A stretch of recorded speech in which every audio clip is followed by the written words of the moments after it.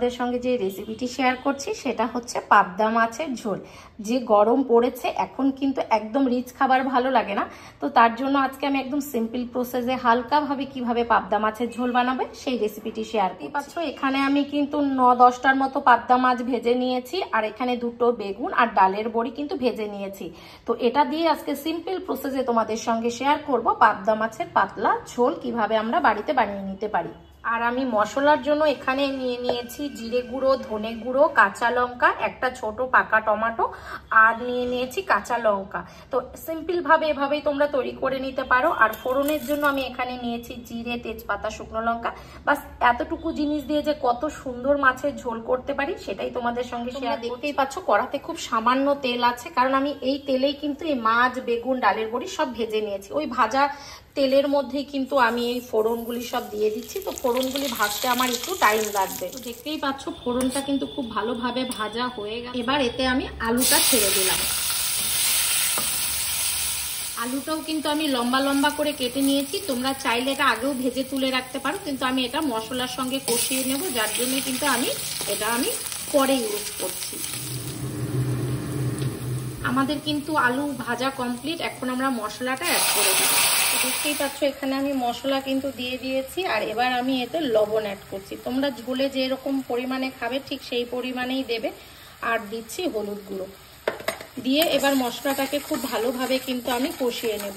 আর এই গরমে মানে যে গরম পড়েছে এখন সব জায়গাতে, এরকম খাবার কিন্তু বেস্ট। একদম হালকা পাতলা মাছের ঝোল, যেটা দিয়ে ভাত থাকলে সঙ্গে আর কিচ্ছু চাই না। তো আমার বাড়িতে তো এটাই হয়। তো তোমরা কমেন্টে জানিও যে তোমাদের বাড়িতেও কি এরকম পাতলা ঝোল তোমরা খাও কিনা। আর এই মাছটা আমরা সবাই ভালোবাসি, কারণ এতে কাঁটাটা পরিমাণ কম থাকে। তো এবার এটাকে কিন্তু খুব ভালো করে কষিয়ে নিতে হবে। তো চলো কষিয়ে নিয়ে তারপর আমি তোমাদেরকে এটা দেখা। দেখতেই পাচ্ছ মশলায় কিন্তু তেল ছেড়ে দিয়েছে, আর আমি যেহেতু তেলটা খুব কম দিয়েছি যার জন্য অল্প অল্প ছেড়েছে। এবার যদি তোমরা এতে একটু কালার অ্যাড করতে চাও তবে একটু কাশ্মীরি লঙ্কার গুঁড়ো অ্যাড করো। আমি আবার একটু পছন্দ করি, কারণ আমার বাড়িতে সবাই একটু কালার ভালো না হলে খেতে চায় না। এটা হচ্ছে আমার সবচেয়ে বড় প্রবলেম। মানে ওরা বলে আগে নাকি দেখতে ভালো হতে হবে, তারপর নাকি সেটা খেতেও ভালো হয়। তো যার জন্য আমি এখানে সামান্য কাশ্মীরি লঙ্কার গুঁড়ো ইউজ করছি। এটা কিন্তু শরীরে কোনো ক্ষতি করে না। তো আর যেটা ইউজ করব একটুখানি চিনি, কারণ এই যে আমরা রান্নাতে টমেটোটা ইউজ করি, এটা টক ভাবটা ব্যালেন্স করার জন্য কিন্তু সামান্য একটু চিনি দিতে পারো। আর যে কোনো রান্নায় আমি একটু চিনি অ্যাড করি, তোমরা চাইলে এটা দিতেও পারো, নাও দিতে পারো। সামান্য একটু জল দিয়ে দেবো, কারণ এই চিনি আর মশলাগুলিকে খুব ভালোভাবে এটাকে সঙ্গে মিশিয়ে দিতে হবে। দিয়ে তারপর গ্যাসের ফ্লেমটা একটু বাড়িয়ে দেবো, দিয়ে এটাকে ভালো করে মিক্সড করে নিচ্ছি। যে কোনো রান্না একটু ভালোবেসে আর সময় দিয়ে করলে কিন্তু মানে সেটা খেতে ভীষণ ভালো হয়। তো দেখতেই পাচ্ছ কালারটা কিন্তু চেঞ্জ হয়ে গেছে। তো তোমরা চাইলে এটা দিতেও পারো, নাও দিতে পারো, পুরোটাই তোমাদের উপরে। পুরো মশলা কিন্তু সুন্দরভাবে কষে গেছে। এখন আমি এতে জল অ্যাড করে দিচ্ছি।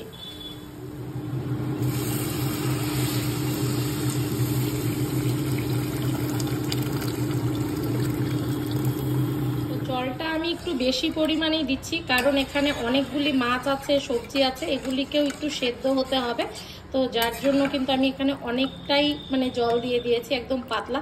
আর এই গরমে না সবসময় পাতলা ঝোলই খেতে ভালো লাগে। তো যার জন্য এখন জলটা একটু ফুটে গেলে আমি এতে মাছ, সবজি, ডালের বড়ি সব দিয়ে দিচ্ছি। তো দেখো আমাদের ঝোলটা কিন্তু ফুটে গেছে। এখন আমি কিন্তু এতে সমস্ত কিছু দিয়ে দিচ্ছি। এখানে যা আছে সব ধীরে ধীরে কিন্তু আমি দিয়ে দেবো। আর এটাকে কিন্তু তোমাদের খুব ভালোভাবে ফুটতে দিতে হবে। যত ভালো ফুটবে ঝোলটা, মাছের ফ্লেভারটাও সব কিছুতে মিশে যাবে, আর ডালের বড়িগুলিও হালকা, আর বেগুন তো সেদ্ধ মানে ভাজাই আছে, কোনো প্রবলেম নেই। আর এটাকে একটু সেদ্ধ হতে দিতে হবে।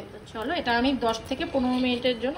আর একটা কথা তোমাদের বলি, আমি এই কড়াইয়ের কান দুটো খুলে রেখেছি। অনেকেরই মনে প্রশ্ন আসবে যে দিদির এই কড়াইয়ের কান দুটো কোথায় গেল। এটা না বারবার যখন আমি ভারী কিছু নামাই, মানে এটাতে ঝোল ঠোল নামাতে যাই, তখন স্লিপ করে না কানটা খুলে যায়। তো অ্যাক্সিডেন্টের চান্স আছে, যার জন্য আমি কান দুটো খুলেই রেখেছি, যে দরকার নেই বাবা যখন তখন অ্যাক্সিডেন্ট হয়ে যায়। এই কানটা একদমই ভালো না, মানে আমি যতবারই স্ক্রু টাইট দিয়ে দিয়েছি দেখেছি যে এটা খুলে যাচ্ছে। তো চলো 10 মিনিট পর আবার তোমাদের সঙ্গে কথা বলছি। চলো দেখে নিই যে আমার ঝোলটা ঠিক মতো কত দূর হয়েছে। তো দেখতেই পাচ্ছ কত ভালো এসছে কালারটা। আবার যেটা আমাকে করতে হবে সেটা হচ্ছে একটু লবণটা চেখে দেখেছিলাম একটু কম আছে, তো নামানোর আগে সামান্য একটু লবণ আমি এতে দিয়ে দিলাম। আর যেটা দিয়ে দেব সেটা হচ্ছে 4টে কাঁচা লঙ্কা। লঙ্কা তো আমি বেটেই দিয়েছিলাম, এটা দিয়ে শুধু ফ্লেভার আসবে, ঝাল একদম হবে না। তো এখন আমি এই লবণটা আর এই লঙ্কাটা দিয়ে 5 মিনিটও লাগবে না, কয়েক সেকেন্ড ঢেকে দেব। ঢেকে দিয়ে কিন্তু নামিয়ে নেব। তোমরা জাস্ট দেখো কালারটা, গরম গরম ভাত আর এরকম 2 হাতা মাছের ঝোল আর মাছ ভাত। তো তোমরা দেখতেই পাচ্ছ আমার ঝোল কিন্তু পুরোপুরি কমপ্লিট। এখন আমি এটাকে নামিয়ে নিচ্ছি।